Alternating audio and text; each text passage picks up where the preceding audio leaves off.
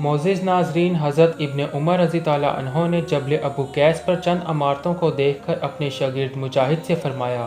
कि जब मक्का की पहाड़ियों पर मकानात तमीर होने लगे और इनके रास्तों में पानी की आमदोरफ्त भी शुरू हो जाए तो ऐसे वक्त में तुम मोहतात और होशियार रहना। एक और मकाम पर जनाब अब्दुल्ला इब्न उमर रज़ी ताला अन्हो फरमाते हैं कि अनकरीब मदीना में मुसलमानों का मुहासरा किया जाएगा और आखिरी मोर्चा सलाह के मकाम पर होगा। याद रहे कि सलाह खैबर के नज़दीक एक मकाम है जहां से इस वक्त अमरीकी फ़ौजें 60 किलोमीटर के फासले पर हैं। दोस्तों, इसके अलावा एक और अहादीस के अल्फाज हैं कि दज्जाल आएगा और ओहद के मकाम पर चढ़ेगा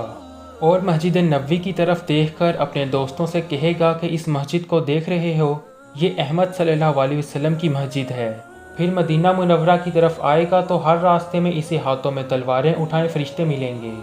जिसके बाद वो अपने खेमे को एक ज़रब लगाएगा जिसके नतीजे में मदीना मुनव्वरा को 3 झटके लगेंगे और फिर हर तरह के मुनाफिक और फासिक मर्दोज़न वहाँ से निकल कर इसके साथ हो लेंगे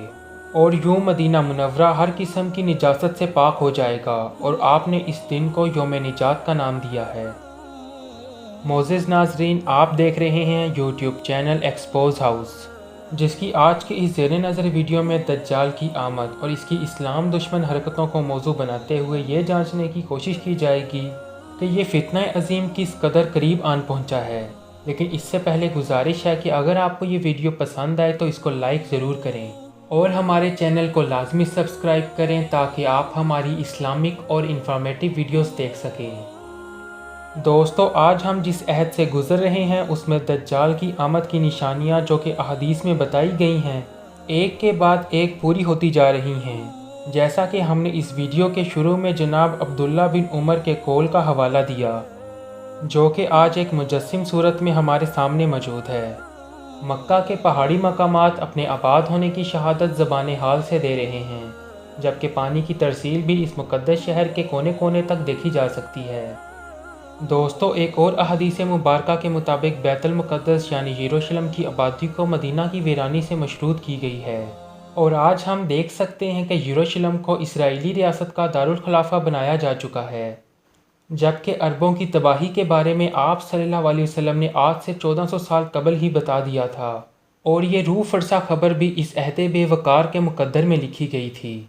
कि अरबों ने मताए दुनिया की खातिर मजलूम फ़लस्तीनियों के खून का सौदा करते हुए इसराइल के साथ दोस्ताना ताल्लुकात इस्तवार कर लिए हैं और अतलात के मुताबिक मुत्तहिदा अरब अमारात में शरीयत की धज्जियाँ बखेरते हुए सरेआम शराब नोशी और ज़नाकारी को कानूनी तहफ़्फ़ुज़ फराहम कर दिया गया है। जबकि सरज़मीन हिजाज़ के हुक्मरानों ने अगरचा अभी तक अलानिया इसराइल को तस्लीम नहीं किया, लेकिन मोहम्मद बिन सुलेमान के अहद हुकूमत में उठाए जाने वाले इक़दामात चीख चीख कर इस पर दलालत कर रहे हैं कि अमली तौर पर वहाँ भी दज्जाली हुकूमत के रास्ते हमवार हो रहे हैं। दोस्तों, यहूदियों के मसीहा दज्जाल आज़म की तलवार अपने पूरे एहतशाम के साथ आज हमारे सरों पर लटक रही है,